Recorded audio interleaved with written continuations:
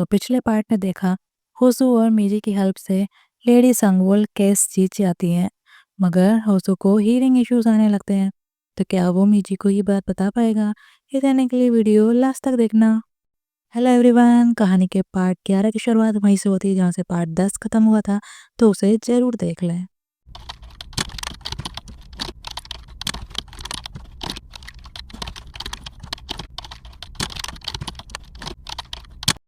Scene में दिखाते हैं होसू मीजी को कॉल करने का बहाना करके चला जाता है, मगर उसके दिल में एक ही डर सता रहा होता है जिसका उसे सबसे ज़्यादा डर था। जब मीजी होसू के घर जाती है तो उसे बीमार देख के वो पूछती, तुम ठीक तो? वो कहता है हाँ वो ठीक है। जब वो अंदर जाने का ट्राई करती है तो उसे आने नहीं देता है और बहाना बना देता है कि वो अकेले में रहना चाहता है। कंफ्यूज मीजी वहां से चली जाती है। उसके जाते ही होसू को तेजी से कान दर्द होने लगता है। वो याद करता जब उसे सुनाई नहीं दिया था, जब वो टैक्सी में बैठा था हॉस्पिटल जाने को, मगर उसे टैक्सी वाले की बात नहीं सुनाई देती है। जब वो अपना चेकअप कराता है तो उसे डॉक्टर स्टेरॉइड्स लेने को कहता है ताकि उसकी हीयरिंग इंप्रूव हो सके। डॉक्टर बताता है अब या तो उसकी हीयरिंग पूरी आएगी या फिर पूरी चली जाएगी। वो पूछता है फिर वो क्या करेगा, तो डॉक्टर कहता है उसे या तो ऑपरेशन कराना होगा या फिर हीयरिंग एड्स लगाना पड़ेगा हमेशा। मगर फिर वो उसे शांत रह के दवाई टाइम पे खाने को बोलता है। होसू ये सब सोच सोच के परेशान होता है कि उसने मिजी को भी रूट ली जाने को बोला, क्योंकि वो उस पर बर्डन नहीं बनना चाहता था। उधर ऑफिस में फेयर ट्रेड की जांच कमेटी वाले मैनेजर शिन को जांच हिरासत में ले लेते हैं। उनकी फाइल्स कंप्यूटर सब जब्त कर लेते हैं।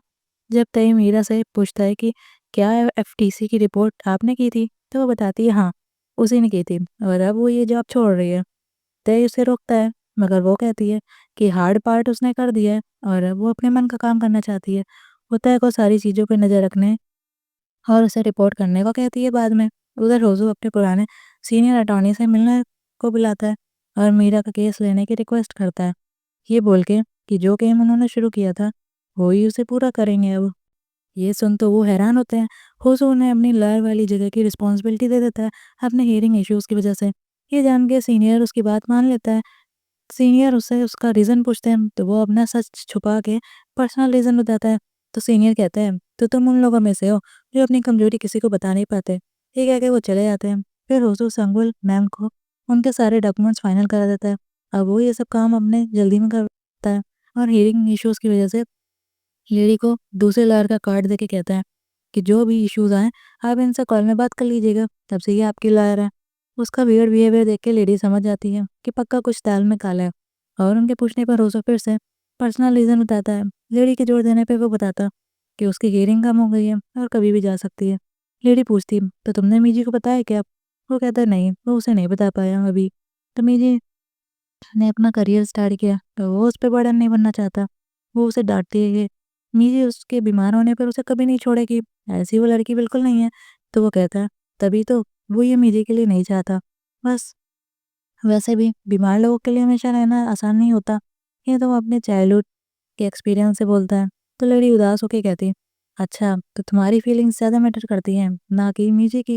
ये जो नोज़ो को गिल्ट होता है। फिर वो मीजी से मिलता है। मीजी उसे मिलते ही डांटती है। अगर आज उसने उसे मिलने नहीं बुलाया होता तो वो उसे पक्का पंच मारती। वो पूछती क्या तुम ठीक हो? तो वो कहता है हाँ वो ठीक है और कल के बिहेवियर के लिए सॉरी कहता है।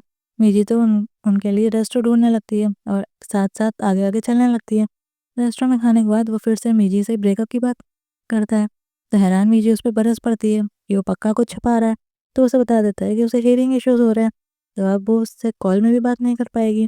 वो इमोशनल होकर कहती है कि वो एडजस्ट कर लेगी। तो उसे मनाने का पूरा ट्राई करती है, बट वो नहीं मानता है। ये कह के कि वो उस पर बर्डन नहीं बनना चाहता है।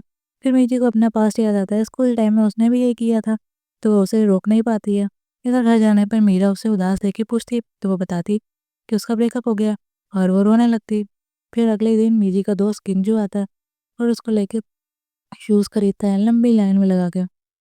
जब वो लोग कैफे में बैठे होते हैं, बेचारी मिजी का लड़का मुंह देख के वो पूछता अरे तुम्हें क्या हुआ है? तो वो बता देती कि उसका ब्रेकअप हो गया है। तो गेंजी तो होसू को गिरी आता है, मगर मिजी तो उसी को पीटने लगती है एनाड होके। फिर गेंजू उसका मुंह ठीक करने के लिए हान रिवर साइड पे लिवा जाता है। वहाँ वो लोग बातें करते हैं।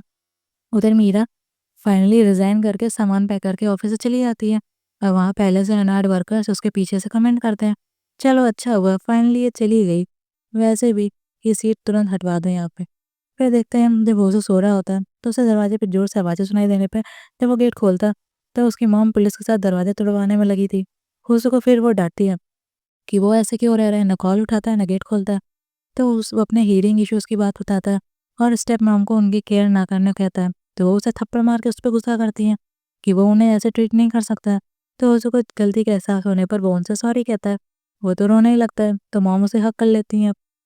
फिर मीरा को दादी की तबीयत खराब होने का पता चलने पर वो हॉस्पिटल जाती है। तो फिर मॉम को वो बताती है कि उसने जॉब छोड़ दी अपनी, क्योंकि वो वहाँ पे स्ट्रगल कर रही थी। तो वो उसे कहती है ठीक ही है, उसने वो जो चाहे कर सकती है। तो मीरा स्माइल करती है। जब मीरा सैयम के पास जाती है तो वो उसके फार्म के बारे में पूछती है कि वो फार्म किसे देगा। तो वो कहता है अभी तो कोई नहीं है। वो मीरा को यूएस में अपने साथ जॉब करने का ऑफर देता है एज ए इंटर्न। तो वो मना कर देती है कि फिलहाल वो ऑफिस वर्क नहीं कर सकती और वो उसके फॉर्म में काम करना चाहती है और रेस्ट करना चाहती है, ऐसा उसका दिल बोल रहा है और वो दिल की ही सुनेगी। तो सजी नताश उसके उसकी बात मान लेता है। जब मिजी सांगवोल लेडी के यहाँ जाती है तो वो उनके लिए लीगल डॉक्यूमेंट पढ़ती है। तो उसमें वो होसू का नाम देख के इमोशनल हो जाती है और बताती है कि उनकी रिक्वेस्ट अप्रूव्ड हो गई है। लेडी के पूछने पर वो बहाना बताती है तो लेडी समझ जाती है और पूछती होसू ने ब्रेकअप क्यों किया। तो वो उसे कहती है कि बस हो गया। तो लेडी डांटती है, अरे जैसी तुम्हारी पर्सनालिटी है उसके हिसाब से तो तुम्हें अभी तक उसके घर के बाहर धरने पर बैठ जाना चाहिए। ये तो तुम जानती ही हो कि वो तुम पे बर्डन नहीं बनना चाहता। तो मिजी कहती है हाँ सही कहा आपने। लेडी कहती है उसे बस ओज़ो के साथ रहना है। वैसे भी तो तुम लोगों के दिलों के दरवाजे खोलने में एक्सपर्ट हो। जैसे तुम मेरे साथ रही हो वैसे ही उसके साइड भी रह सकती हो। उधर ओज़ो की मॉम होसू को चेकअप करा के उसके दवाइयों की डिटेल्स बताती हैं। जब मिजी लेडी की बात सोच के अपना बचपन का ट्रॉमा ओवर करती है और होसू को मिलने जाने वाली होती है तो होसू आ जाता है और उसे हक कर लेता है और दोनों इमोशनल हो जाते हैं। होसू बोलता है कि उसने गलती की ब्रेकअप करके और उसे किस कर लेता है। उधर किमताई मीरा का छोड़ा हुआ नोट अपनी सिस्टर सुयन के कमरे में स्लिप कर देता है। वो नोट पढ़ती है तो उसमें मीरा ने लिखा था कि जब वो उसकी साइड नहीं थी तब वो उसके दिल में थी हमेशा। तो वो खुद के साथ काइंड होके खुद को माफ़ कर दे। ये पढ़ के वो स्माइल करती हैं और फाइनली इतने टाइम बाद डोर खोल के वो बाहर आ जाती हैं। चलिए दोस्तों, इसी के साथ ये पार्ट यहीं पे ख़त्म होता है। अब ये अब वीडियो का लास्ट पार्ट का वेट करें। वीडियो को लाइक करें, शेयर करें। फिर मिलते हैं नेक्स्ट वीडियो में। तब तक के लिए बाय बाय।